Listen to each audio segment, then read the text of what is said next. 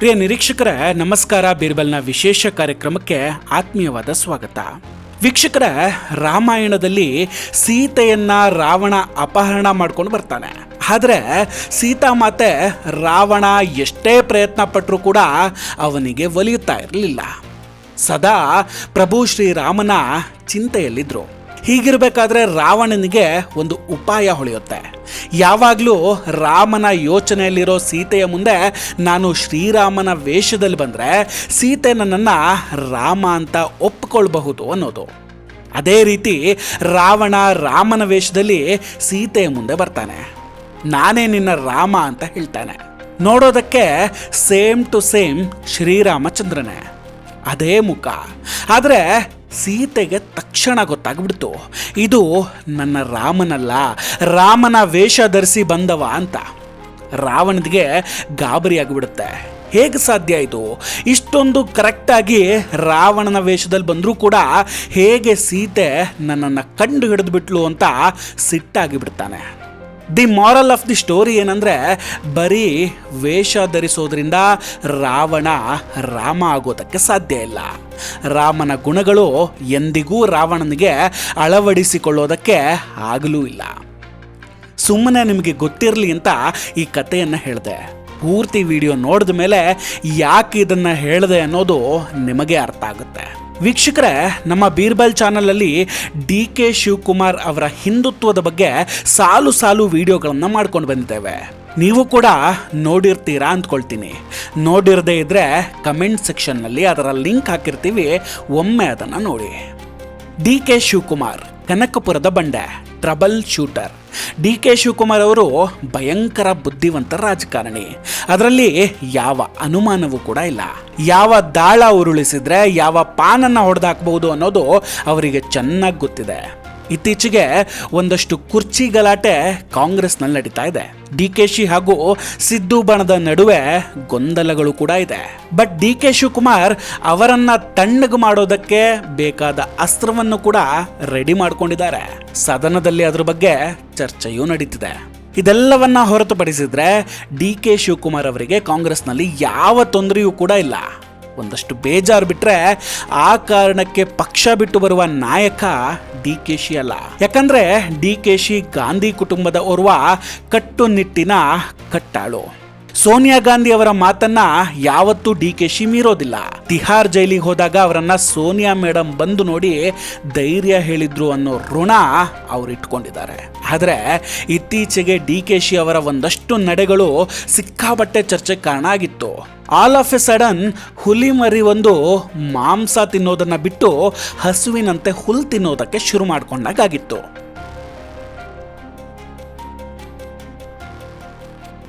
ಹೌದಲ್ವಾ? ಹುಲಿ ಒಂದು ಹುಲ್ಲು ತಿಂತಿರೋದನ್ನ ನೋಡಿದಾಗ ಅಫ್ಕೋರ್ಸ್ ಎಲ್ರಿಗೂ ಆಶ್ಚರ್ಯ ಆಗಿಯೇ ಆಗುತ್ತೆ.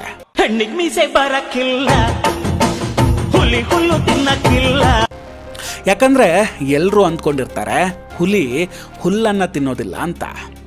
ಒಂದು ವಿಷಯ ನೆನಪಿರಲಿ ವೀಕ್ಷಕರೇ, ಹುಲಿ ಆಗಾಗ್ಗೆ ಹುಲ್ಲನ್ನು ತಿನ್ನುತ್ತೆ. ಮಾಂಸ ತಿಂದು ತಿಂದು ಡೈಜೆಷನ್ ಸಮಸ್ಯೆ ಆದಾಗ ಹುಲಿ ಕೂಡ ಹುಲ್ಲು ತಿನ್ನುತ್ತೆ.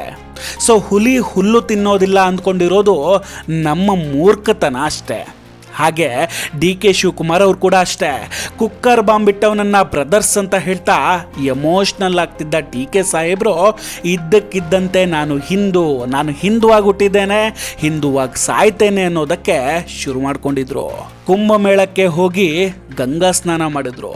ಇನ್ನೊಂದು ಕಡೆ ನಾನು ಶಿವನ ಭಕ್ತ ಅಂತಾರೆ.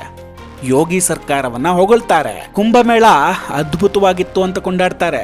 ಒಬ್ಬ ಕಾಂಗ್ರೆಸ್ ಅಧ್ಯಕ್ಷ ಇಂತಹ ಮಾತುಗಳನ್ನು ಆಡಿದಾಗ ಸಹಜವಾಗಿ ಎಲ್ರಿಗೂ ಆಶ್ಚರ್ಯ ಆಗುತ್ತೆ.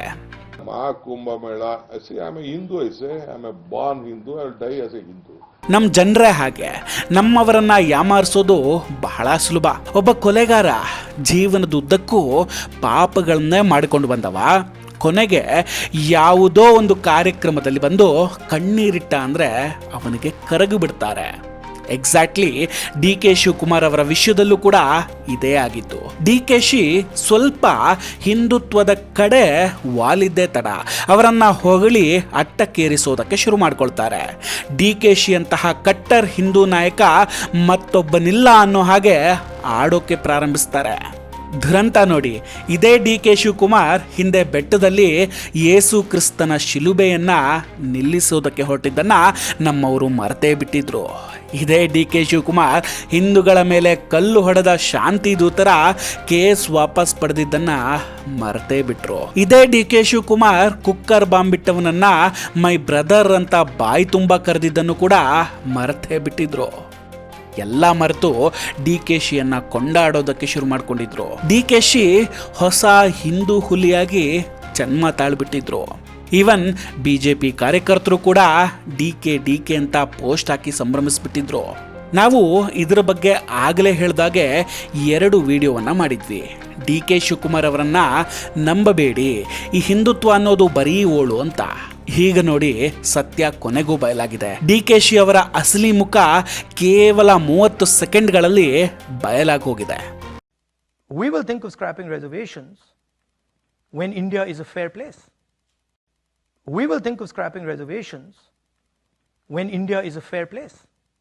Even the Constitution doesn't allow for reservations based on religion.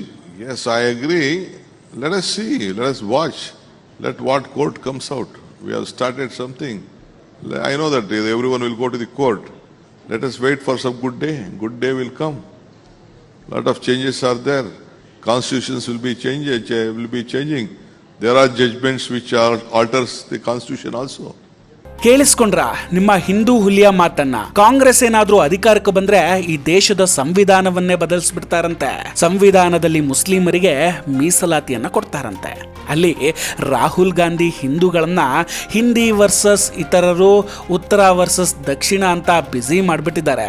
ಈ ಕಡೆ ಡಿ ಕೆ ಶಿವಕುಮಾರ್ ಸಂವಿಧಾನ ಬಾಹಿರ ಮುಸ್ಲಿಂ ಮೀಸಲಾತಿಯ ಬಗ್ಗೆ ಹೇಳಿಕೆಯನ್ನು ಕೊಡ್ತಿದ್ದಾರೆ. ಡಿ ಕೆ ಶಿವಕುಮಾರ್ ಅವರು ಹೇಳ್ತಾರೆ, ಮುಸ್ಲಿಮರಿಗೆ ಮೀಸಲಾತಿ ಕೊಡೋದಕ್ಕೆ ಸಂವಿಧಾನವನ್ನೇ ಬದಲಿಸ್ಬಿಡ್ತಾರಂತೆ.